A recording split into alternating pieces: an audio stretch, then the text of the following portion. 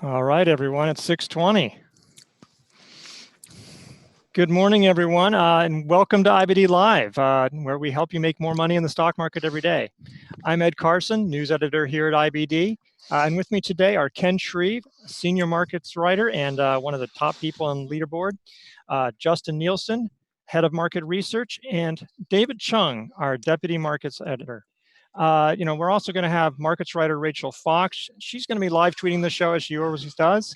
And just in the dugout, we have Chris Gessel, our chief content officer, and Mike Webster, our new head market strategist. They're going to be answering some questions. So we're going to try to get to as many as possible, getting a lot of firepower on this day. For those of you who are new, we're going to be focusing on actionable stocks and talking about how the market is handling during the first hour of trading.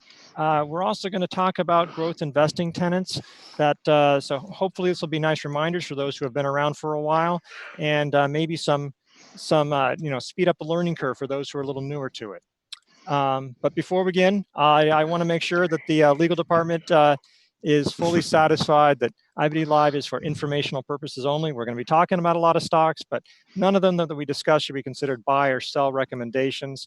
Please do your own research. And so let's do a quick check-in.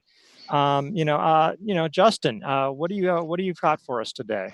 There's a lot of things that are extended right now, so it's a little bit tough finding those actionable things. One of the things that we recently put on Swing Trader was NVIDIA that had kind of a downside reversal yesterday, but it's looking like it's up today, so that's one we're kind of keeping an eye on. All right, David, what do you have your eye on? Hey, good morning, Ed. Good morning, everybody. I'm going to take the same course as Justin and mention a few chip-related tickers. In light of the Texas Instrument results, TXN yesterday, looked like Texas Instruments was on the verge of a breakout, but it might pull back. It's down in the premium market.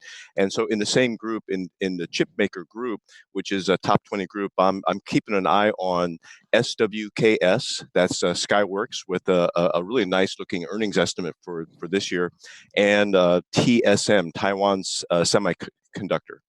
Yeah, and Skyworks has earnings after the close tonight, and Taiwan Semi reported last week. Hey, Ken, could you give us a rundown on all the things that are happening today? Yeah, it's a pretty busy morning of headlines. First of all, stock futures holding up pretty good, considering that Asian markets sold off pretty sharply again overnight. Shanghai Composite down 2.75%, Hang Seng down 1.5%. New York Times reported earlier today the coronavirus, now 17 deaths and 570 reported cases, with the first confirmed case reported in Singapore. So China has apparently banned travel from 3 cities, but I got to tell you, the market, U.S. markets, taking the news in stride. Dow futures down about 0.3%. Travelers is kind of dead weight in the Dow, down about 3% on earnings. Procter and Gamble also down a little bit. S&P 500 futures down 0.2%, and Nasdaq 100 mostly flat, maybe just fractionally lower. We mentioned some technology earnings reports. Texas Instruments down a little bit, still holding above a 129.27 buy point, but the stock does appear to be lower by around 1%. Earnings and sales above expectations. Guidance for 2020 just okay. I saw a Nomura Instanet note saying that guidance was just okay. So the stock is down just a little bit. Ed and mentioned Intel reporting after the close. This stock had a really strong day yesterday. Remember, the Philadelphia Semiconductor Index sold off with the market, gave back a gain of nearly 2% intraday. Intel managed to hold a very, very strong gain all day and managed to close near its highs. So obviously, investors optimistic about what Intel might have to say after the close, and also Skyworks. STM Microelectronics, maybe the chip maker that no one has ever heard of. This is a stock up sharply. They are a chip supplier to Apple and Tesla, among other customers. But this stock is actually quite extended. It's been one of the big winners among chip makers. It initially broke out in October, formed a 3 weeks tight pattern in November, but well past a proper entry. Enterprise software firm Citrix Systems also up sharply. First test of the 10-week moving average for Citrix morphed into a flat base with a 114.83 buy point. The stock was trading around 123. Justin mentioned the number of extended stocks out there in the market, and Citrix is yet another stock that is extended. Comcast was initially higher on earnings. It is slightly lower, still in buy range here from a 47.34 entry. Pretty good earnings report and a 10% dividend increase for Comcast. PayPal forming the right side of a big base here, not a very deep base at all, but PayPal up on news of a partnership with China's Union Pay, where Union Pay, 120 million Union Pay customers or cardholders, I should say, in China will be able to create PayPal accounts. So PayPal investors bidding shares up this morning. Micron, Western Digital upgraded by Morgan Stanley. Both of these stocks are extended as well.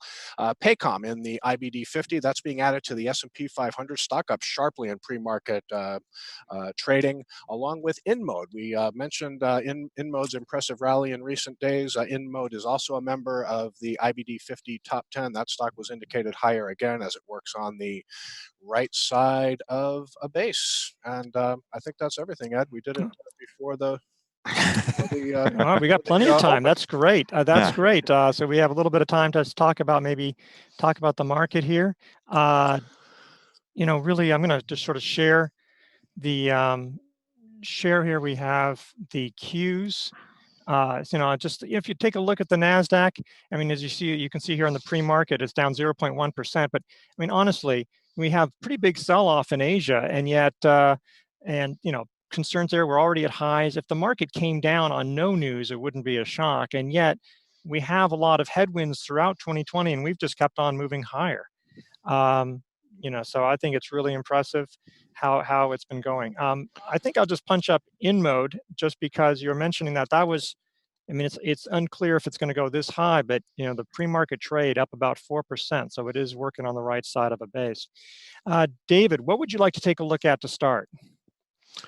Well, InMode is a good place to start for sure. As you mentioned, Ed, I have a small little scalp position because I want to get better used to the sort of the vagaries of this stock's action. But I'm really enthused by the fact that it's back above the 50-day moving average. Still needs some work on the right side of the base, and just keep it on the watch list for sure. Are you looking at any possible early entries on this one, Ed? I mean, we sometimes draw some trend lines and things like that. Yeah, I mean, it seems like, there was this downward sloping trend line kind of thing here, but it was a little bit deep.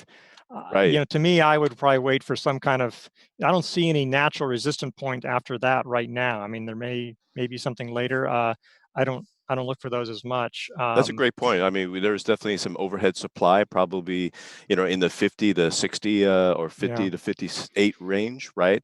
But I guess earnings will be coming up in, I think it's mid-February or so. I think they recently announced.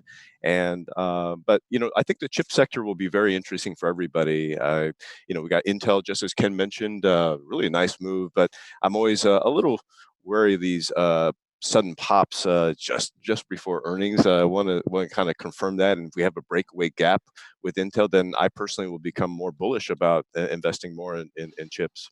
Right now on the pre-market, it looks like 48 seems to be, just kind of taking a look at the 1 minute chart, and the pre-market looks like there's a lot of action right there at 48. And so I'd be kind of interested to see, hey, can this actually get above that 48 level? Because it, seems to be like an area where it was getting stuck. Totally agree. 48 would then be roughly 10 points below the high of the left side. That's we have to, I guess, figure out whether that's above the midpoint of the base, because you know, if, for instance, a handle forms, ideally you want that midpoint of the handle to be higher than the midpoint of the actual base. Yeah, I don't know. Gotcha. It's hard to see this like as a handle right now. Seems like a little Yeah. short for that. I think you know, we're Right, just not looking yet. at really alternative entry. You know, here Yeah. this is where Right. you know, if you want to own shares, you're going to be maybe doing some, you know, putting yourself into a pretzel to justify it. You know, you know, I'm going to move on but it's got a good to story. I'm going to move on to Alibaba, because you know I got a little note somewhere far off, somewhere near me, a little while ago. The market is opening. It looks like we're going to be slightly lower, but not too bad. But Alibaba, you know, is trading now. It's trading down actually about 2%. So, you know, the stock is well extended from either, you know, a buy point here or here, but it's pulled back a little bit. You know, it's not surprising if major cities, if you shut down New York, Chicago, and San Francisco, it seems to be what you have a situation here, and you canceled Christmas. That could have, that's sort of what's happening, because they're not, you know, that's sort of what's going on. You know, okay, now you see Alibaba, it's dropping below the 21 day, actually for the first time, I don't know, in several months, which it's that's just something to keep in mind if you have China stocks, you know, to be watching out for this, or China exposed stocks. Yeah, and I think that's the big question that should be on people's minds is, okay, you know, the assumption here is if you're asking about Baba, and I know Kelvin was asking about it, and someone else was asking about whether or not it's time to take profits, and actually that's a question that keeps on coming up: is it time to take profits now? You know, the assumption is that you bought it, you know, out of that initial, you know, proper buy point, right over there where Ed is marking like at 188, you know, 38. That's adding 10 cents to that 188.28. You know, you've got a lot of profit now. It's, you know, kind of time to protect it. So it doesn't mean you have to sell everything, but you know, there's certainly nothing wrong with taking a little bit off the table here. It is a decisive gap below the 21-day moving average. So, you know, trimming entirely makes sense. Some people say, I'd be fine with that personally. You know, some people may say, I have real conviction in this stock, and may want to wait for a test of the 50-day moving average. But certainly, with all the uncertainty in China now with the coronavirus, and you know, also these casino operators too, Wynn and Las Vegas Sands, these stocks look like they're poised for not nearly as big a market winner as Alibaba, but both of those stocks look poised for tests of the 50-day moving average. Yeah, the market is selling off more than it was appearing to at the beginning of the day. I think that the Nasdaq is down 0.3%, and we have the S&P 0.4, Dow 0.4, 0.5. So definitely something to be keeping an eye on today, because you know the market may not react as well as it seemed like it would.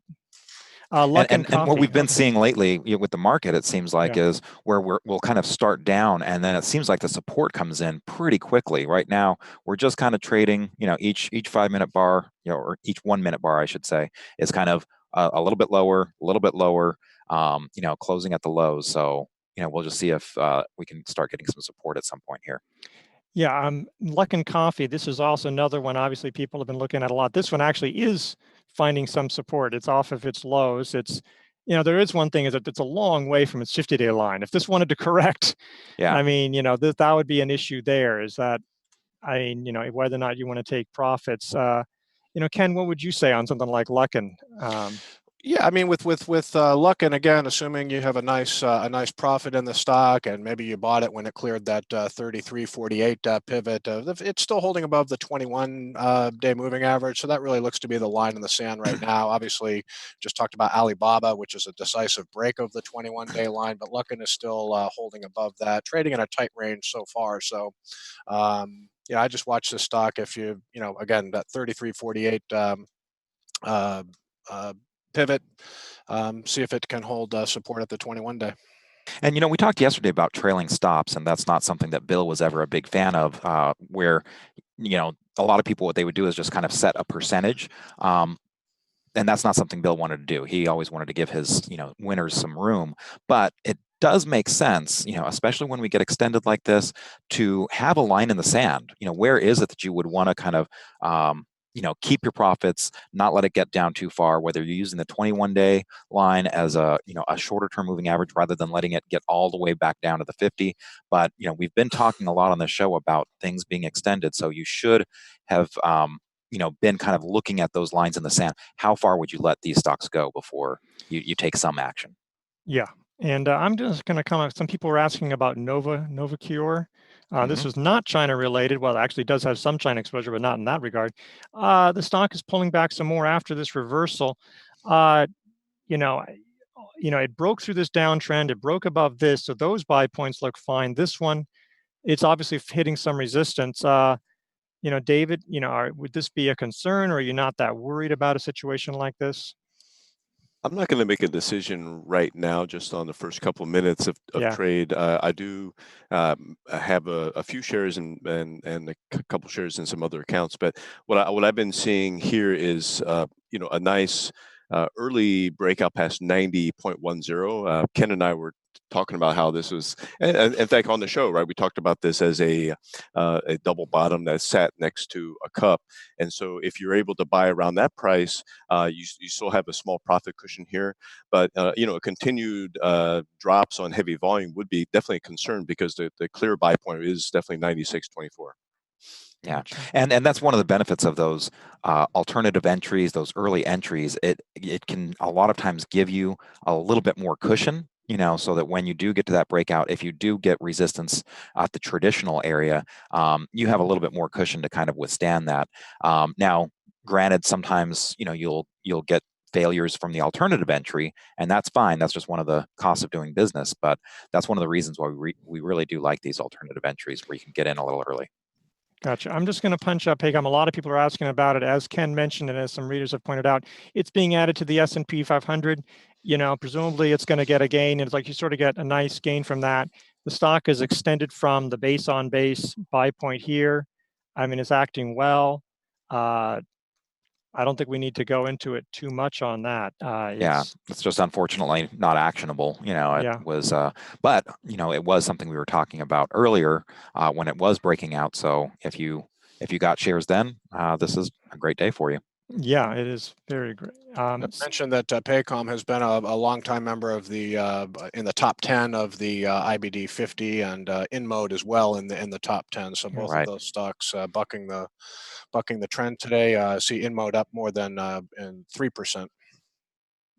We could. Yeah, I didn't mention it. In fact, wasn't Ken? You mentioned STM, ST Micro. Looks like there's some nice movement here. Big move on STM. Yeah.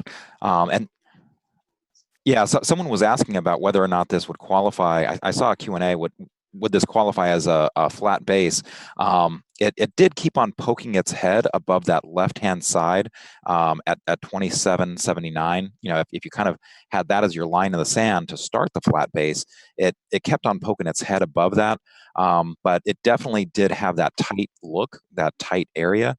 It's sort of shaded here in this light. You can just barely see it. Yeah, it's a little blue. And it is extended now from that even. But one other thing. I think Chris is correct in talking about it as a 4 weeks tight, and just like what Justin is saying, that tight action is exactly what you want to see after a big run up from those low 20s areas. So it looked like you can't see it on the weekly chart, but if you go back to the daily chart, it was a gap up, and so it could qualify as a kind of a big breakaway gap if you didn't get it yesterday. Right. And it isn't updated yet, but just looking at that relative strength line, you can imagine that as soon as that updates, that's gonna be right up there in new high territory. So that's a big positive. Sometimes with those breakaway gaps, what we'll do is we'll kind of use the open and try and get as close to the open as we can on those. But this one's a little tricky because it wasn't a flat base, it was a tight area. So it's maybe a little bit outside the norm. Right now, it's looking strong. The first 5 minute bar was looking very good, but then it did undercut that low of the first 5 minute bar. So it's the jury's out on this one right now. I'm going to call up Teradyne just because that one also moved sharply higher on its earnings. Definitely. It did not have, it sort of had tight-ish action, but not a tight pattern. It did sort of rebound off its 50-day line once again yesterday. Ken, what did you want to bring up? I just wanted to take a look at a chart of the NASDAQ again. Looks like we're near session lows here, but I just wanted to talk about the NASDAQ. I'm going to pull in the Qs just so we can show this, so that'll pop up.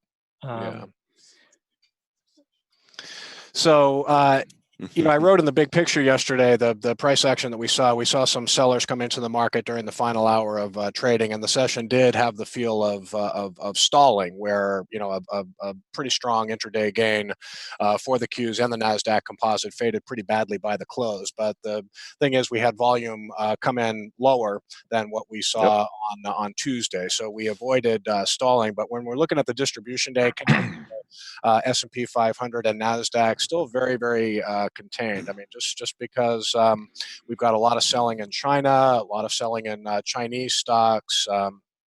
We're going to need to see much more in the way of meaningful institutional selling in the major stock indexes to get worried about this market. So distribution days are pretty well contained.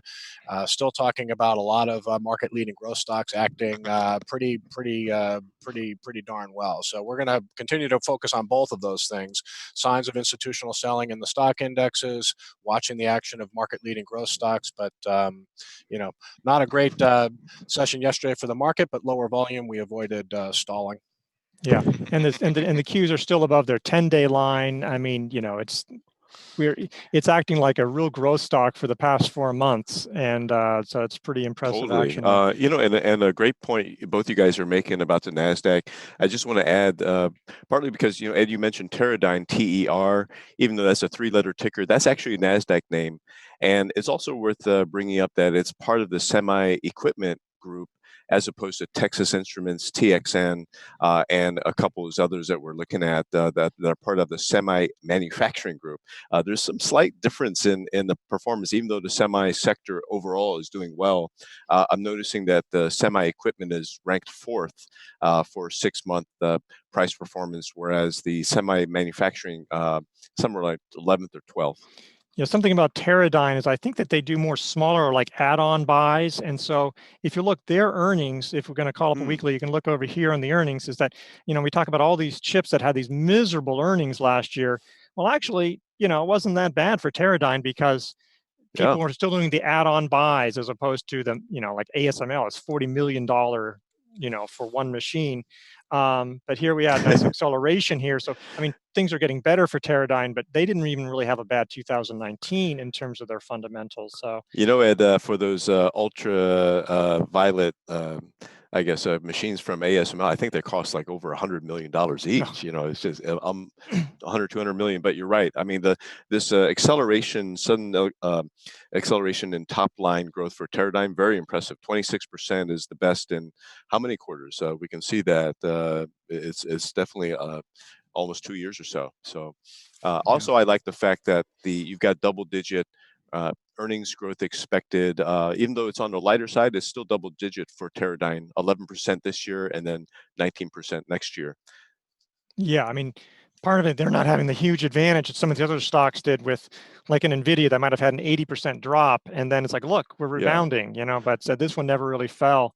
Ed, could we also stay on the weekly chart and go to TSM, please? Taiwan Semi, we've talked about this a couple weeks back. I just like the fact that the stock is, inching along like a quiet caterpillar, ready to munch on that 10-week moving average a little bit, and then hopefully, burst to higher. Because if that happens, then that's a positive sign for the semiconductor market and for investors. This could also be sort of a secondary buy point. Yeah, I mean, one thing is that some of the big chip names, the really big ones, haven't moved that much on earnings. Taiwan Semi, Texas Instruments down a little bit. ASML really didn't. I mean, there's been some big moves like Teradyne, STM, some smaller names, but it'll be interesting to see how Intel does. Justin, that is ideal action. I mean, I love when I see the 50-day moving average line or the 10-week moving average line just kind of rising up, and it just makes it a little bit easier, because we use that line a lot of times as a sell signal, and so it just makes me feel like if I've got the shares at that proper buy point from earlier, it just makes me feel a little bit better when it's like, okay, look, I'm not going to lose that much. I'm not extended that much. So if it drops, and if I use that as a sell signal, I'm not going to be taking too much off the top. Now you look at something else that's, well extended, and then you start looking like, okay, if I'm going to hold this until it, goes below the 10-week line, with a decisive close below the 10-week line, and you start calculating how much that means you're going to take off the top, sometimes that feels like a punch in the gut. So you have to make a decision ahead of time. Are you prepared to withstand that pain, or is it one of those things where you think you're going to jump ship early? We're trying to do more and more on leaderboard, and a lot of our trades. Chris shared with you all that information that he discovered, or rediscovered, I should say, about the importance of the 10-week line, and just using that as a line in the sand. So you have to look at that in terms of how extended you are from that line. And also, if I may add a little bit why I'm touting TSM at this point. Some of you might wonder, well, why are we talking about a company with a 79 EPS rating? Don't you look at those with 85 or 90 or above for the EPS and RS? But if you notice on that weekly chart that Ed has, the earnings growth and the sales growth are both accelerating. The 2020 earnings estimate is 32%. I mean, that is ginormous. Especially for a company with a market cap of $302 billion. And so you've got a lot of, and also the I in Can Slim is there. 1,480 mutual funds and hedge funds now own the stock as of December, and that's up from 1,286. So a lot to like here in terms of the Can Slim profile. And my guess is with the chips, 79 EPS is probably like, pretty high in the group. Stupendous. All right. Well, I'm going to bring over to DT Dynatrace. It's interesting. A lot of people are asking about this one. This one pulled back. Actually, if you look on a weekly, it pulled back to the 10-week line after sort of a breakout. Now, the 10-week line rebound as a buy point is usually after a breakout, after it advances a while. So this doesn't qualify there. So I'm wondering how, people would look at it here. And obviously, it would be nice if it could find support here. It is rising today. It looks like it is getting support at that 10-week line. This is a good call, Ed, especially given that this is a new IPO that recently hit new highs. The earnings are going to be coming in really strong in fiscal 2020, which according to Marcus Smith ends in March. So I want to focus on that fiscal 2021 estimate, which is also really nice, up 29%. So this is definitely one on my watch list. We've talked about this a couple times. This one has earnings next week, like many of the stocks. So keep that in mind, is that, that's just one more factor to, if you were to get into this stock, you have no cushion. This stock could go anywhere with earnings. So impressive performance today for sure. Yes, decent performance. Yeah.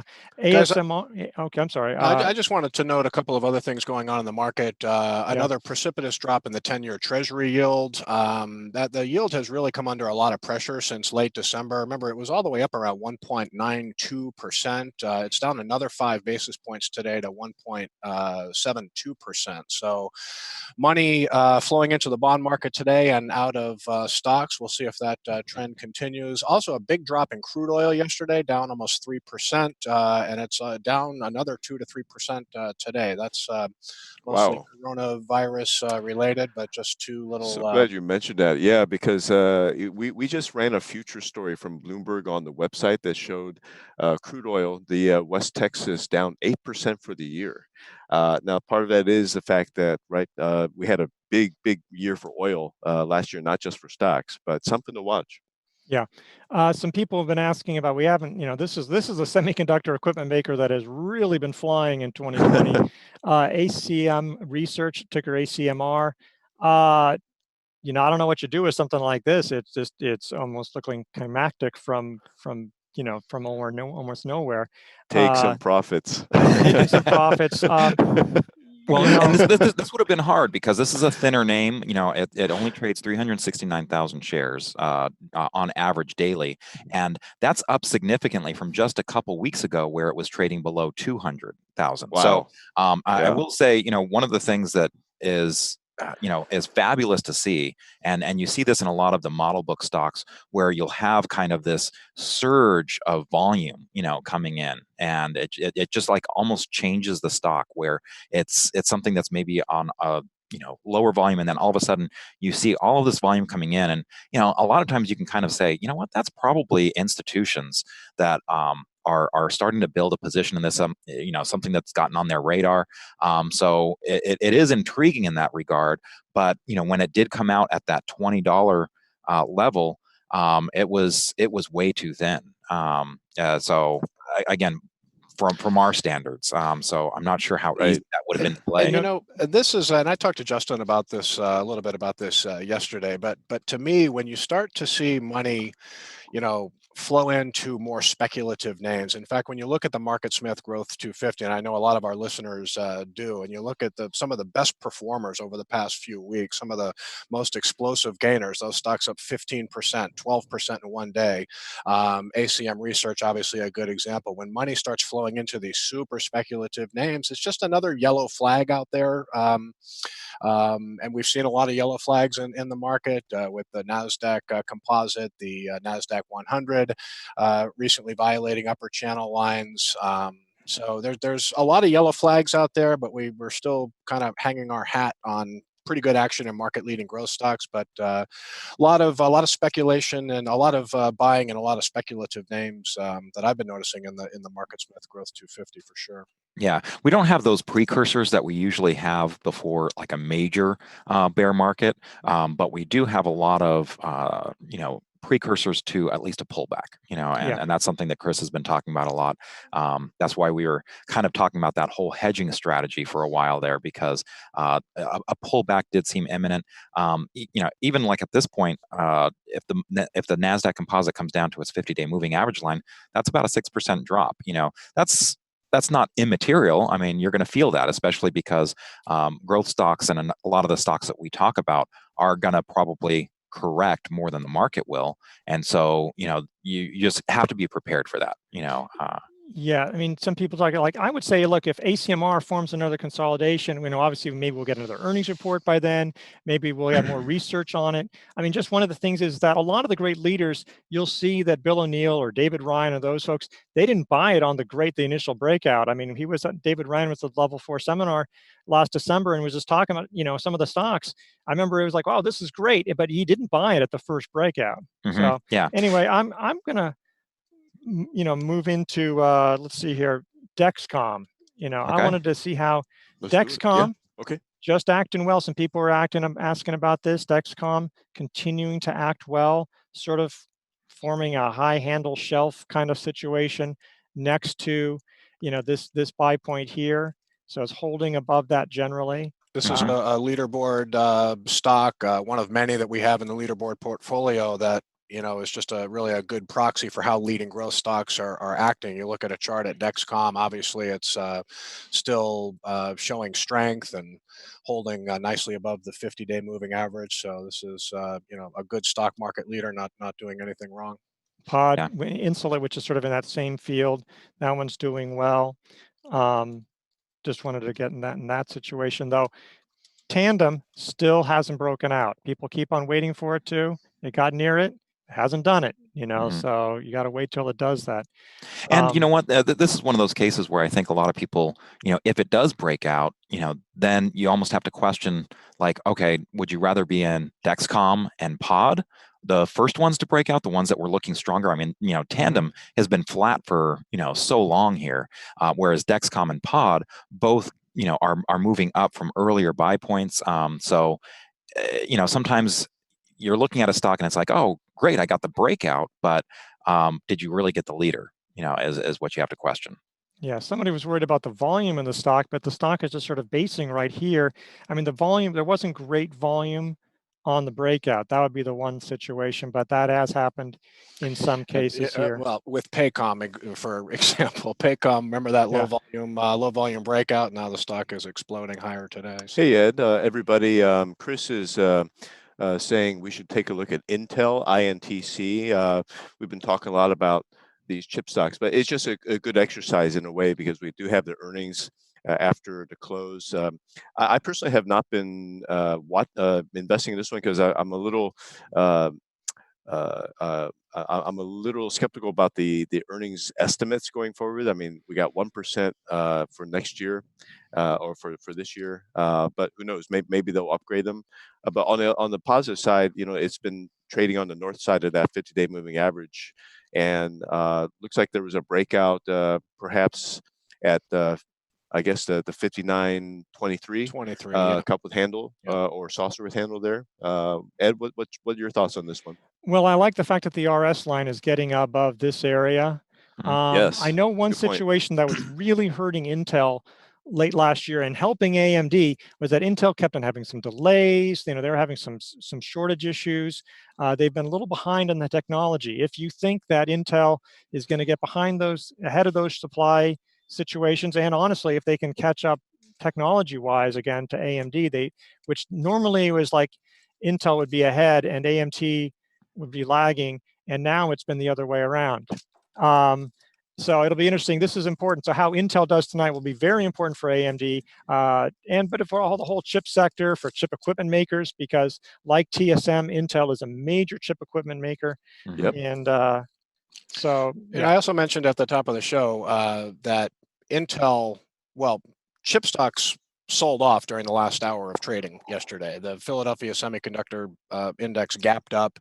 It rose nearly 2% intraday, ended with a gain of 0.8%. And look at what Intel did yesterday. It rose in heavy volume, closed near its session high, while every chip stock, just about every chip stock in our database was under selling pressure during the final hour of trading. Intel was just hanging tough. So the market is off its lows. It's definitely gotten a little better, not great, but I want to go through some stocks that are, one thing quickly. Rio. Somebody's asking what's going on with Rio.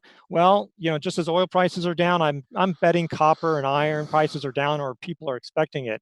If you think China's economy let's face it, China's economy is going to take a hit because of this, and it doesn't help that Boeing is shutting down production.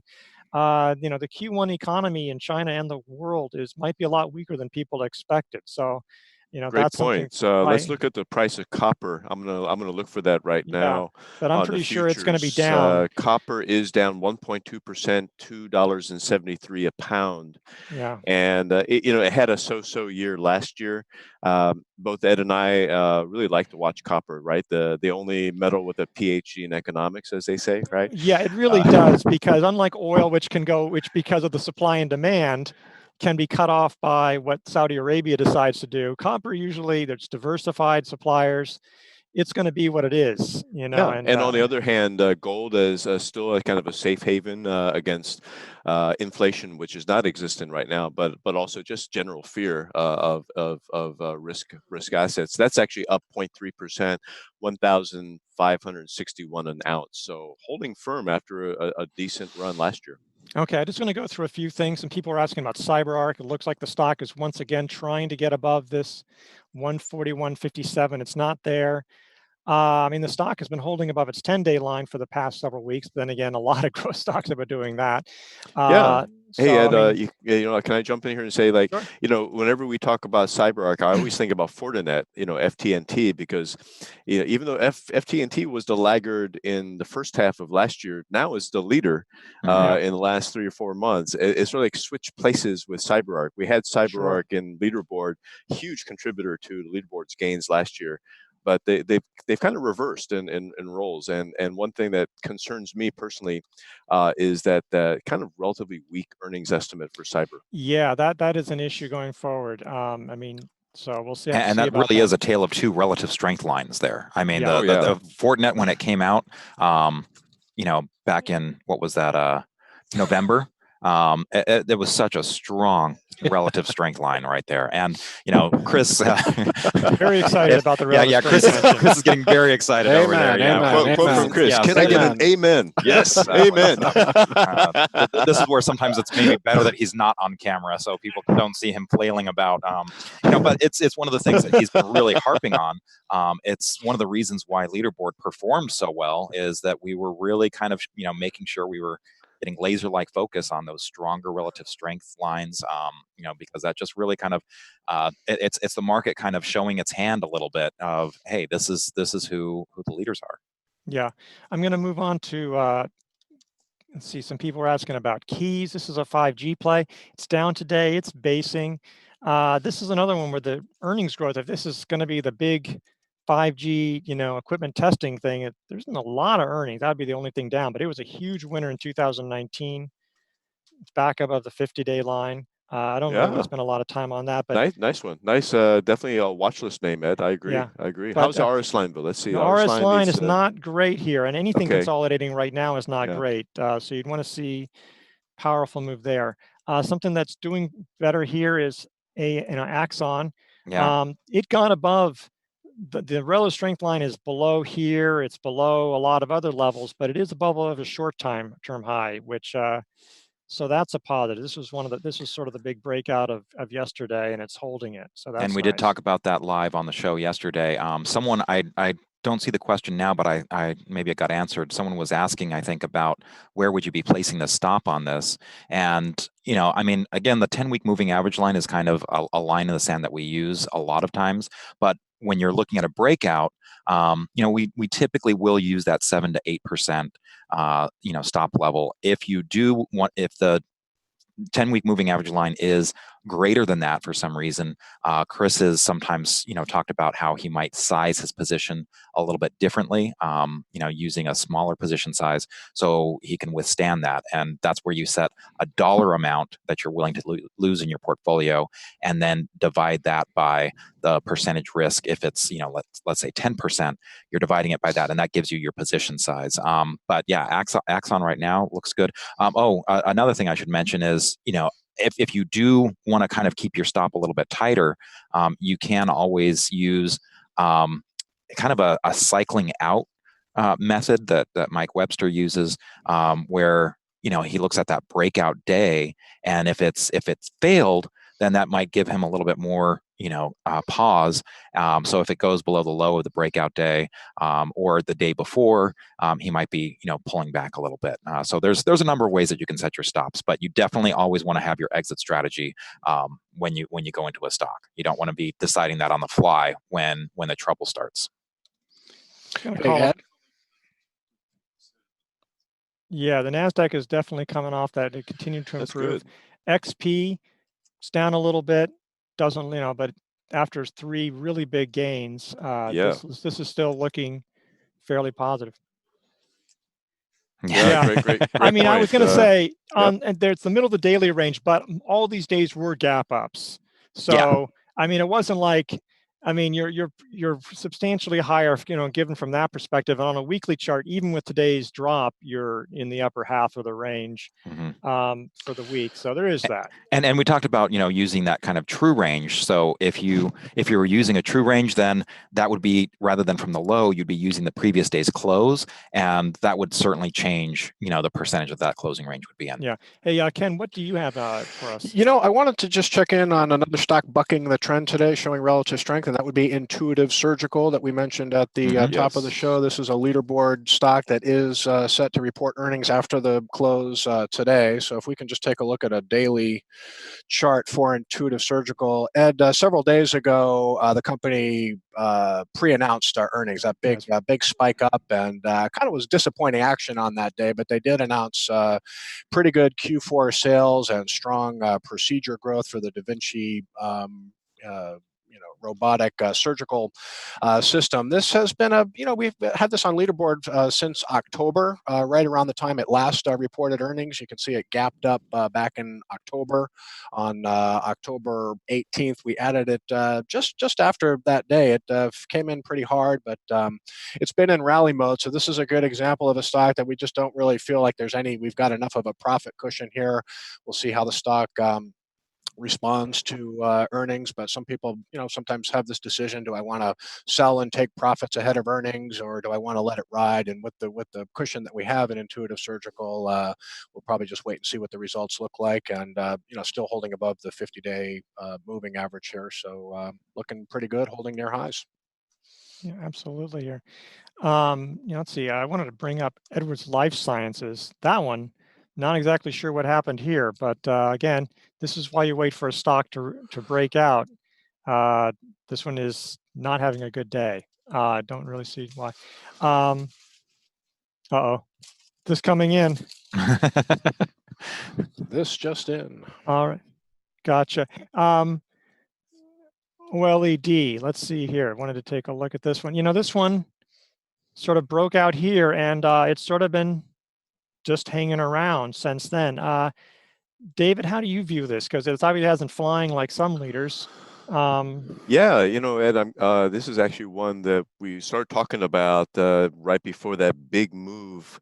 What was that, in late December, right? That was that big up day and 1.4 million shares, and then since then it's just kind of futzed around a little bit. But overall, I think for the patient investor, it's still acting well. It's got a nice air pocket above that 50-day moving average, and you could argue that a new handle is formed. In fact, I think we wrote in some articles that 222.30 could be a potential new buy point because that's still below the left side high of this cup.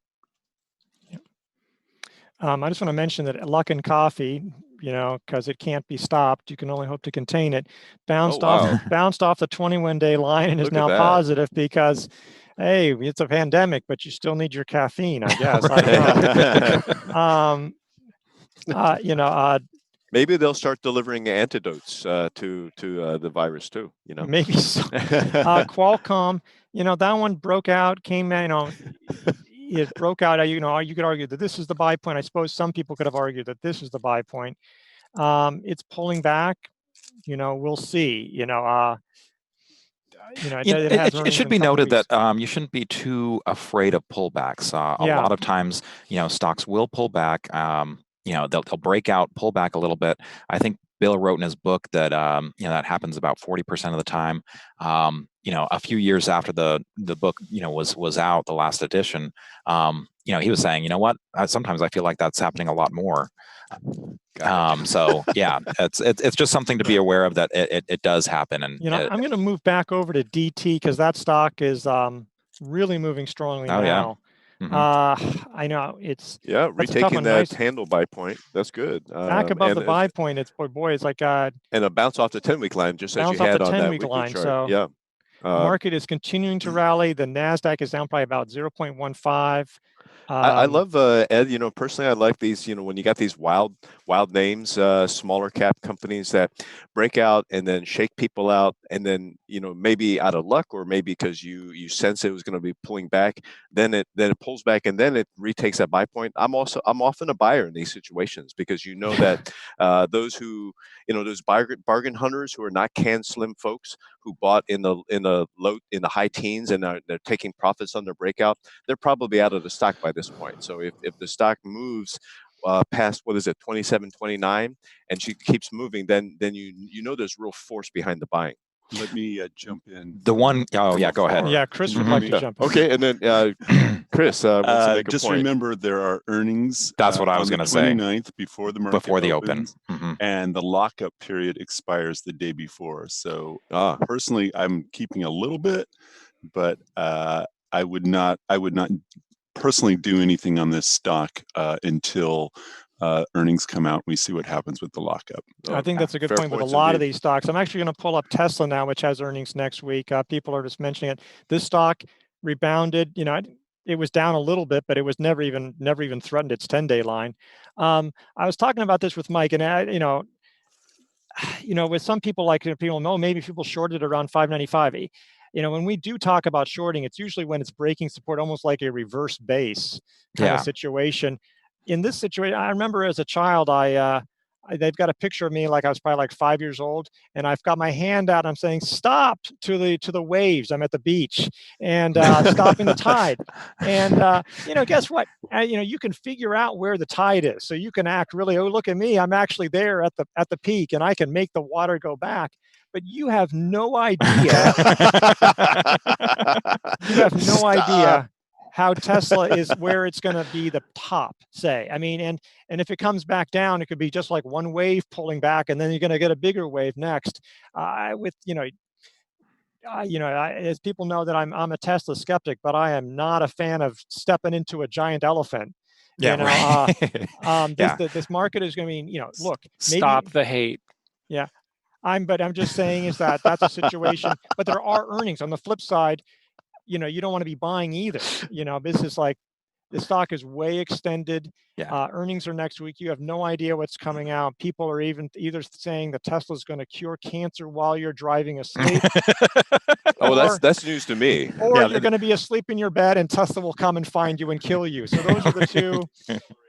Well, accelerate into your bedroom. Well, people love to short the strongest, the strength in the market, and in reality, your better odds are by shorting weakness and stocks that have been acting in a weak weak for a market while. too. Yeah, it's kind of the same thing where a lot of people, will say, oh, when something is way down, they say, oh, it can't go any lower, and stocks have a tendency to just surprise you. Yeah, guess what? It can. And this is the flip side. You say, oh, it can't go any higher. Well, guess what? Yeah, it can. And so if you're shorting this, there was a question I answered yesterday while I was on the dark ops, the Q&A, and it was, someone asking about, hey, we're so extended. Should I be shorting here, or should I at least be practicing getting ready for the downturn?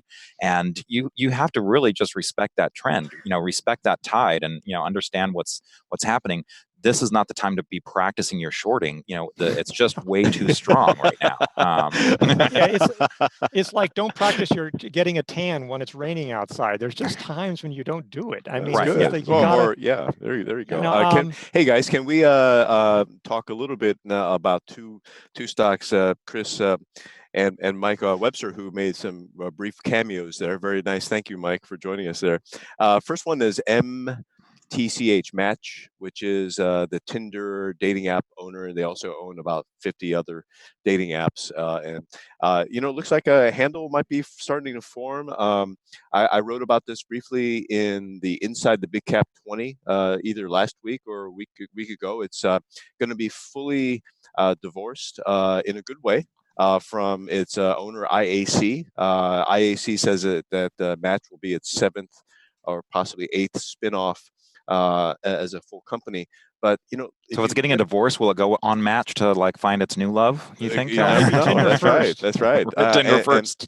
And so, besides the handle there, Ed's got the Marcus Smith chart recognition showing a cup base as well. So that might change if the handle stretches 5 days or more. But clearly, that little dip in the handle is exactly what you want to see after a big run up from the high 60s. Plus, personally, I like how it's trading around 90.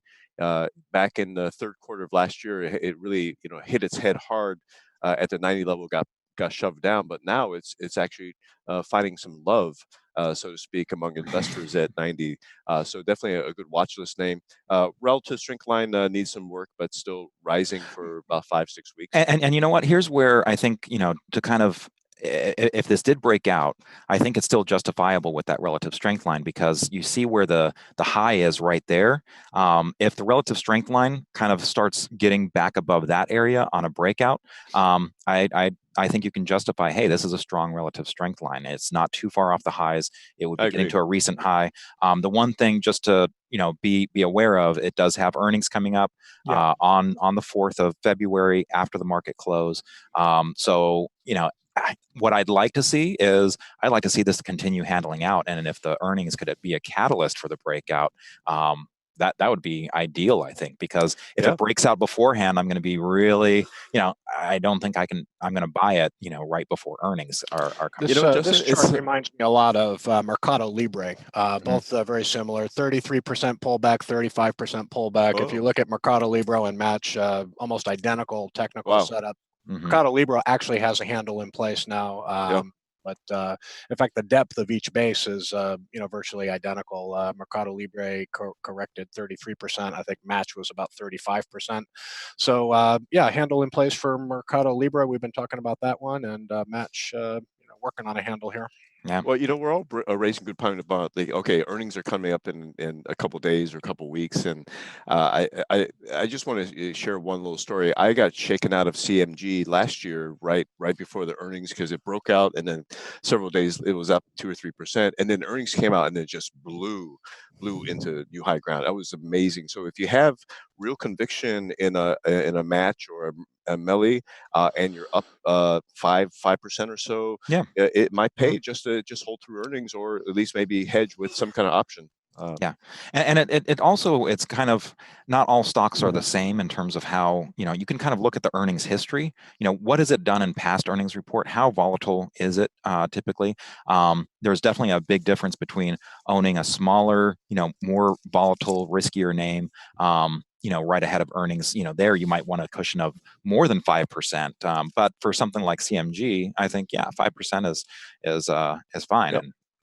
And the other one, well, we got two more. NOW, that's ServiceNow. We've talked about this one a lot. Ed has got the chart up there. We've been talking about 284.40 as a handle buy point. Arguably, if you really want to find an entry point, then you can see on the chart there that 303.27 was another buy point. Again, this has earnings next week. Actually, and there's probably a few others that have earnings. I mean, one thing that'll be interesting for a lot of software makers, I think, would be Atlassian. This one is definitely not, was a big 2019 winner. It's lagging somewhat now, the RS line. I mean, obviously it could have a big breakout and get above that, but I think that'll be relevant for earnings, Totally. coming forward. But I think that would be a concern to me with ServiceNow. David, you had one more, you said? Yeah, and Ed, excellent point about Atlassian, because I think ServiceNow wants to expand its sort of like what do you call it, project collaboration, sort of project team project management software. So that's exactly what Atlassian's all about. The third one would be thanks to Mike Webster here. A lot of Q&A on MRVL. That's Marvell Technology. Oh, again, the fourth question here. Thank you. Marvell is part of the semiconductor fabless group, so a little bit different from all the chip makers that we've been talking about. Clearly, some resistance around that 27, 28 level. But being 3% off the high, that's a good thing. The C minus accumulation, not so good, but the up down is 1.0.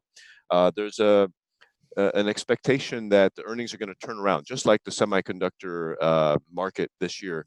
43% earnings growth for fiscal 2021, and that will end in January next year. So 93 cents. That's a positive, but to me, right now, it's not actionable.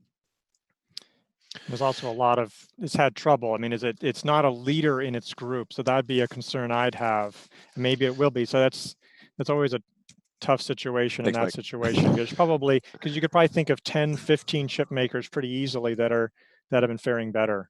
Right. Well, right. I mean, you got Marvell Technology testing a buy point. You've got Texas Instruments testing a buy point. Qualcomm testing a buy point. These were kind of the last stocks to move in the sector. And Dave mentioned the chip equipment group. That was one of the first groups in the chip sector to start moving late last year. So really, the big leaders in the chip space started coming out weeks and weeks ago. Yeah, just look at AMD. AMD is in the same group. The fabless. That's a very different relative strength line. NVIDIA. I should mention I own shares of and AMD actually broke out back in early. That was really the first one. I mean, because a lot of the chip makers didn't break out until here, but AMD was moving. It was leading when no other chips were thinking about it. Well, I mean, chips kind of came on early. Last year they kind of had a little bit of a downturn, but AMD held up very well. And here again, it gets back to that relative strength line. If you're looking at, okay, who is the leader going to be, the relative strength line is often, kind of tipping its hand and giving you an early peak. Well, I mean, great questions flowing in again here. One is Disney, DIS. I think this is a great one to examine, because here you have a stock that's testing what we've been calling on leaderboard an early buy point, and that early buy point was 140.18. That's if you see that, it's hard to see on that weekly chart, but definitely, and on the daily chart there. But it looked like that cup base that formed in Q3, Q4 of last year had a little bit of the shape of a double bottom. So therefore, we were looking for an early entry. And therefore, this pullback represents a sort of possibly a second chance to buy the stock near that buy point there. Ed's got the weekly chart there. Smart move there, because you can see that Walt Disney has been hugging that 40-week moving average many a time with success later on. Yeah, and so now this is one that we're treating differently on leaderboard, because it has those elements of a long-term leader. So yeah, this did break the 10-week moving average line, which for a lot of stocks that's our line in the sand. But for a long-term leader, we can treat those a little different, and sometimes we'll use the 40-week moving average line as our line in the sand for those. This one's kind of starting to remind me of Costco. Remember, Costco was kind of exactly. We were getting concerned about how it was acting around its 50-day moving average. And it's like, do we want to give this the benefit of the doubt? Do we just want to get rid of it? And we were patient with Costco. It eventually broke out in heavy volume. Walt Disney, in my opinion, not acting all that great right now. Right. But like Justin said, it's sort of a different animal. Disney's a different situation a bit, because Costco is like, okay, it's a solid performer, and we see it can leverage now digital and maybe China, whereas Disney is like, even with all its billion-dollar movies, really its earnings have been falling. Yeah. And it's this, we're going to expect Disney Plus years down the road Right. is going to pay off. So it's a different animal. It's not going to show great right now it's just going to be sucking in costs, you know. Sucking in costs. It's getting subscribers, but right. So that's an issue. It's going to be a tough one. The earnings report in some ways is like, okay, yeah, you're losing money, or it's dropping. How many subscribers do you have on Disney Plus? Mm-hmm. It's a little bit like a transition to a subscription model almost. You know, so it'll be interesting to see how that goes, and you can go either way. You could say, oh, look at this, or you could, you know. So it's not going to be an easy read on the fundamentals. Since we talked about Walt Disney, I thought I'd bring up another old media one. This is Comcast. It actually broke out a few days ago, but its relative strength line, as my friend Chris Gessel might say, really didn't look that good. You know, coming back up. Its earnings were okay, but they didn't like something. I don't know what it was that they didn't like, but that's something to keep in mind. And they actually had pretty good broadband growth. They're getting into the streaming field with Peacock. Right. Was that breakout around the time of the announcement of Peacock? I mean, everyone was expecting it. Yeah, I think so. They came out some details on it. I think that may have been, and it wasn't a big surprise. I'm actually surprised it moved, because it's like it's going to be a lot like Hulu and sort of ad supported in many ways. Well, and if I remember correctly, there were like different tiers. You got your free ad supported tier. You've got your so. Yeah. And they've got a lot of channels too, because NBC Universal owns a lot of channels. Netflix, just to call in, that one's doing a little better, bouncing off the 200-day line, but you know, that relative strength, I don't know. There's gonna be a lot of money to be lost. I mean, while Netflix, as I talk about, Netflix has adjusted earnings. Right. You know, Disney and Comcast don't mind losing money on those things. You know, and Apple can throw a whole bunch of money on it. So Netflix, it's going to be tough for them to do things on that front. And that's one of the things that, you know, one of the reasons why Netflix is kind of, you know, almost fighting this content war. They're spending so much money on their original programming, whereas Disney, you know, it launched and it already had all of this content, you know, this content library. NBC, Universal, I'm sure, with Comcast, I'm sure is kind of in the same boat. You know, that's one of the battles that Netflix is going to have, is kind of coming up with more of that original programming. And I mean, they're doing a great job. You know, they're really getting a lot of the awards. You know, the nominations. What was it at the Golden Globes or the? Yeah, I mean, maybe the SAG Awards. Yeah. I mean, they're becoming one of the biggest awarded studios, but they're definitely paying a lot for that. And when you have that subscriber miss back in July, you know, that's just something that I think makes investors nervous. And this last earnings report, their subscriber growth was there, but their guidance for Q1 was below where people were thinking. Yeah, and the US and Canada subscriber growth was a lot less, and they are making far less in where it's growing. I mean, I'm not sure how much they're growing in Europe, but like India and some of the other markets, the subscriptions are far less, and they still have to come out with new content for those places. So it's not content that they can use in a lot lot of places. It's okay. We're gonna create content for you. You know, kind of this area. Yeah. But let's see here. Somebody was asking about Lennar. Okay, the home builders. A lot of them are doing really well. Again, I didn't look at them for a while. Mm-hmm. Thank you very much, everyone who was invested in them. I didn't look at it, so they're doing well. That's a flip side of the treasury yields coming down again. Right. Mm-hmm.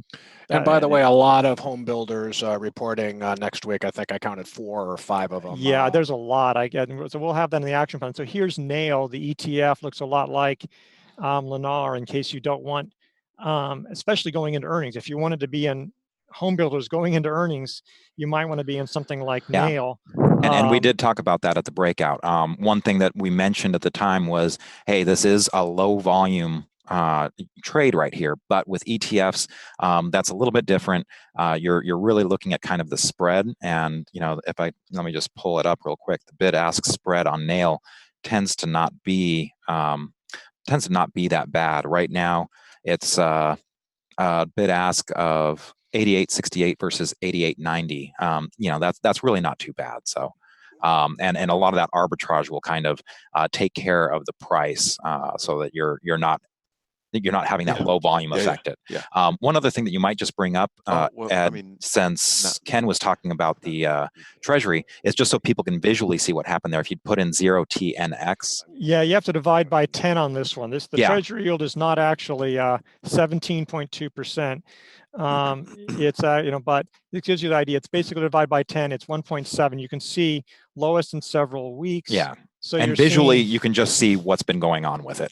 Yeah, and so that's what's going in. Things like J.P. Morgan, which were rallying on the yields. Like, oh look, I mean, it's a yield play. You know, J.P. You know, they've had its run and they've come down. Somebody was asking about Morgan Stanley. You know, it had a boost on earnings, but it's probably coming down again somewhat on the interest rates as well. I mean, it's I'm surprised that Chris didn't start flailing about again because we were talking about money center banks. Yeah, well, I said something critical, so he didn't have to worry. Right. So slow. We can check in on the NASDAQ, Ed. The major stock indexes are still hanging in there. NASDAQ's only down 0.1%. Yeah, right and here's the Q, just to show it the most updated thing. Hey guys, you know, I want to shout out to someone who mentioned SDC, Smile Direct Club. Oh yeah. Yeah, because this is one that now is on my radar because it's popped back above $10 a share. Looks like the right side of a base is forming. No earnings. That's a little bit of a downer for me, but the sales growth is definitely solid. So definitely watch this worthy. But keep in mind, this one looks like it's about like Progeny squared in terms of the volatility. Yeah, I want to. It competes to, I guess, a certain extent against Align, and they have Align has earnings next week, as I remember. So, just to point, I mean, just so people, you know, you should be aware of sister or cousin companies too, especially early on. This is why earnings season this week and next week are so important, because you're seeing the first companies or the second companies of that group, and usually the big ones reporting. And that can have such an influence on the rest of the group. And then later on, it's more like a company specific thing. When you're the 30th chip maker to report earnings, the other 29 aren't too worried. I mean, you have a pretty good idea about what's working and what's not. So Ed, just one thing on the Smile Direct that I just want people to be aware of. You know, while it's good to have this on your radar, right now this base is very, very deep. You know, this is, you know, kind of, it got into low price stock territory. So my preference really would be to see you know, some tight action, kind of almost a new base that's much tighter. It would be very. I couldn't play a base this deep, you know, because I just have seen too many examples of where they just don't work. You know, 40% is kind of our limit. This one is what is it, like a lot more than that, 70%. You know, yeah, and it's one thing you have a deep base like Dynatrace.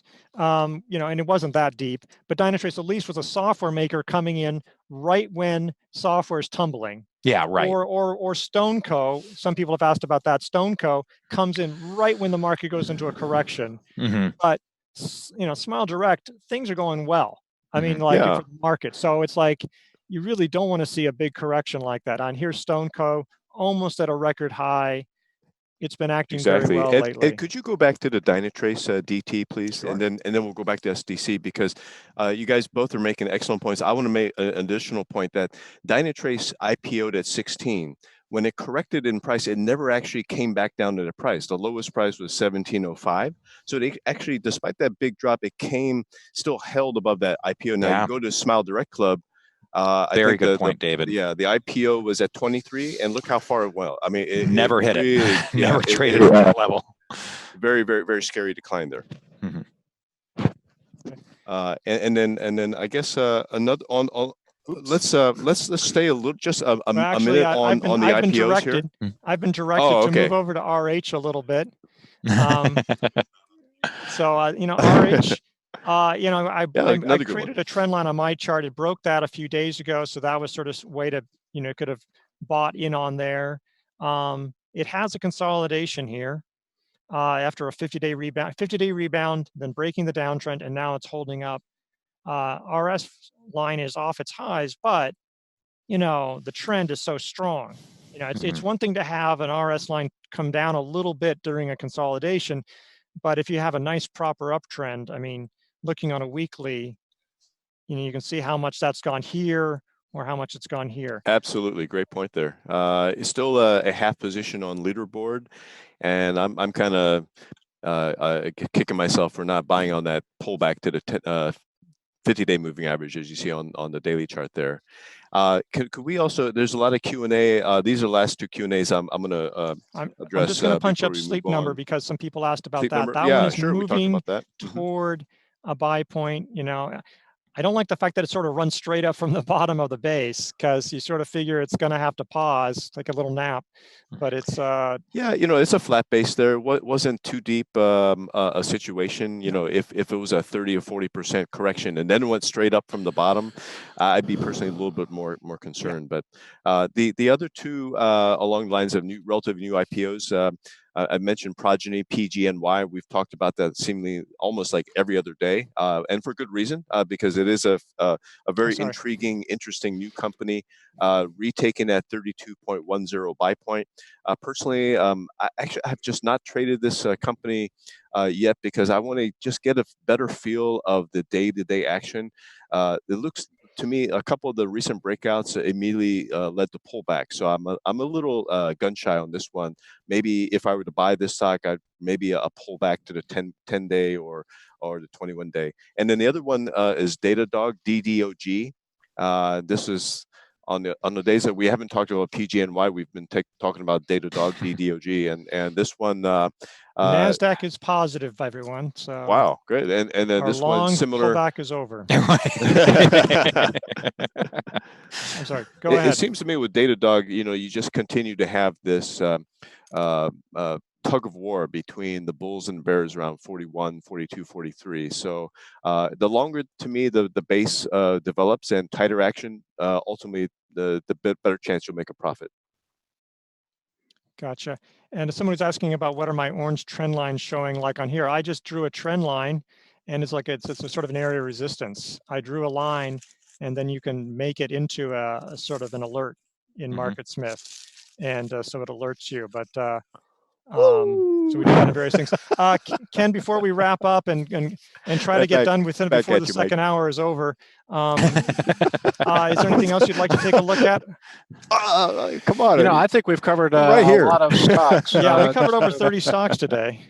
Yeah, I mean, we got to take a look and see what Intel has to say after the close today. Skyworks, another chip maker, set to report, and also Intuitive Surgical on leaderboard. We've got a nice cushion in that one, so we're going to sit tight and see what they have to say after the close. Okay, we may actually have to send Mike to his own room. He's right. I'm being bombarded. He behave himself. I'm going to go through a few things here. Just having fun, guys. In mode, wasting paper again. BABA, well off. Basically at session highs. NASDAQ keeps on moving higher. Back above the 21-day line. Luckin can't be stopped. Texas Instruments. Again, high. Everything's sort of moving to highs of the day, whatever it was. ACMR. Boy, 5% drop looks like nothing on that stock. Dexcom, Indeed. positive. Pod, almost positive. STM, we were looking at that had that big gap up. Yeah, I was mentioning how. Wow. That was Intel. That was Intel. Here's STM. Oh, so yeah. I mentioned how it wasn't a good. It broke the low of its first 5-minute bar, but it does seem like it's finally rebounding in the last 10 minutes, or at least trying to. So it's still below its open though. Here's Teradyne. It's below its open, so it's sort of near the lowers, but that's okay. Still, I mean, not necessarily great if you bought it at the top, but it's still pretty nice gain. CyberArk, it's right at the buy point, for what it's worth, though it's not a leader like this. Has been. Axon, continuing to move higher. Good DT, follow through. Yeah, follow through on its breakout. DT, Very nice powerful action. Rio, well. Remember, earnings are coming up on DT though. Yeah, DT, a lot of these. And if we don't mention it, just definitely this is part of the research. You have to know when these things are coming up, and MarketSmith is almost always right, but sometimes so you got to check to make sure the earnings date as well. XP, that's actually near the lowest of the day, but it's been doing pretty well. Mealy, there's just so many of them out there. Let's see here. A good list, my gosh, you know, and a lot of these we're talking about are coming from those ready, listen, watch lists that Mike and Justin have assiduously been building. So kudos to both of you guys. Really, Yeah. and I'm impressed that the ready list has really been shaved down to a really good set, about a dozen names, right, guys? Yeah, Mike deserves the credit for that this week. I've been busy with other things, so Mike's taking the reins on it. Gotcha.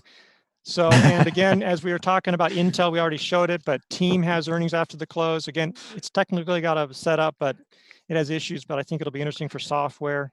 Skyworks, that's extended.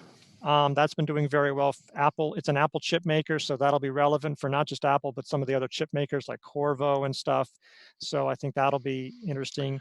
And yeah, ISRG. just a reminder, Ed and everyone, to why it's so important to pay attention to the price action of leading growth stocks and the price action in the major stock indexes, because the coronavirus headlines are going to continue to be out there.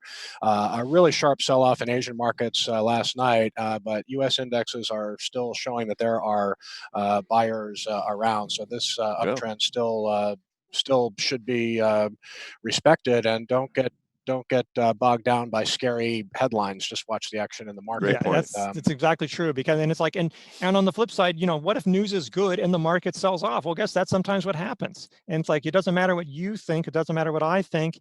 It certainly doesn't matter what the pundits on other TV situations are on.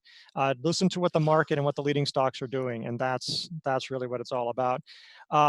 Chris and Mike, when they weren't throwing things, they were answering a lot of questions. And so we're gonna, as we've been doing, we're gonna provide that Q&A as part of the recap, or link to the Q&A, as well as the ready and leaders list that we've been sharing.